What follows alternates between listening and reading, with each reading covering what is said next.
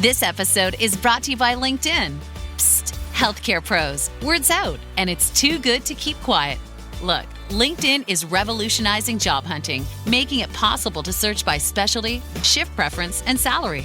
Endless scrolling is out. Whether it's a mental health therapist or dental hygienist, finding the perfect role is faster and easier than ever. Head to linkedin.com/healthcare and start your search today. This episode is brought to you by Progressive Insurance. Fiscally responsible, financial geniuses, monetary magicians. These are things people say about drivers who switch their car insurance to Progressive and save hundreds. Visit Progressive.com to see if you could save. Progressive Casualty Insurance Company and Affiliates. Potential savings will vary, not available in all states or situations.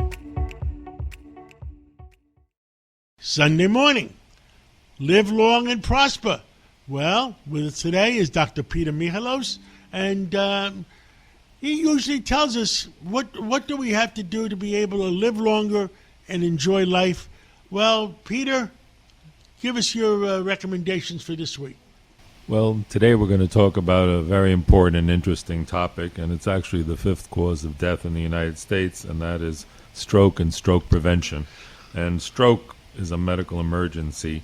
It's also called a brain attack, and basically what happens is blood flow gets interrupted to the brain, and there's two types of strokes. One is a bleed, where you basically pop a blood vessel, and when you have, for example, very high blood pressure, a blood vessel can rupture, and those are called hemorrhagic strokes.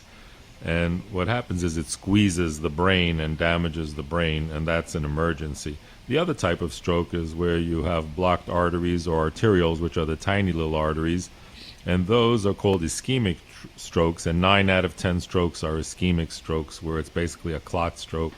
And brain cells can die when they're deprived of oxygen. And a warning sign before a stroke sometimes is called a TIA, or transient ischemic attack. And some of the symptoms are, before a stroke, are sudden numbness or weakness in the face, arm, or legs, and it's usually on one side of the body. And if you ask somebody to smile, one side of their face might droop, and those are a sign. Or you can get confusion, trouble speaking, changes in vision, loss of balance, difficulty walking, or feeling just dizzy. But the bleeding type of stroke, you usually get a severe and sudden headache if you have sudden blood inside your head, and that is an emergency, and you have to sometimes drain it surgically. Risk factors, for example, of a bleeding stroke: if you're on blood thinners, or you have head trauma, or you have a genetic aneurysm and you don't know about it, or something called an AVM, arterial venous malformation. And the risk factors for stroke, we now know, are high blood pressure, because as we've talked about before, high blood pressure, the blood vessels say, I can't take it anymore, and they get narrower and the walls get weak from the high blood pressure. And of course, smoking is a major risk factor, because it also makes two reasons. It makes your blood vessels thin, but also your body thinks that it doesn't have enough oxygen, so you start making too many red blood cells and your blood gets thicker.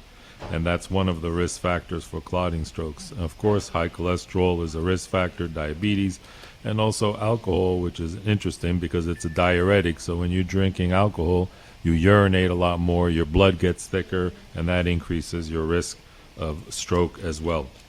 The treatments, of course, when you go to emergency room, they do a CAT scan to differentiate if there's blood in your head, it's a bleed stroke, or they can see the clot stroke. You see areas that are different. You do an EKG to make sure there's no arrhythmia, because atrial fibrillation can cause clots.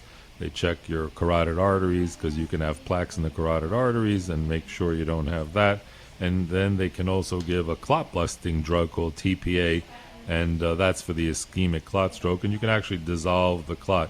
And in some cases, if the clot is visible, the radiologist, the interventional radiologist, can actually use something called a stent retriever through your arm or through your leg. They can go up right into your brain and actually remove the clot, which is amazing, and you have to do that within the first 24 hours. If the stroke is a bleed, then you have to control the blood pressure, and sometimes you have to drain it as an emergency. And you also, if it's a clotting stroke, make sure you control the cholesterol. You might get a antiplatelet drug, which is a blood thinning drug.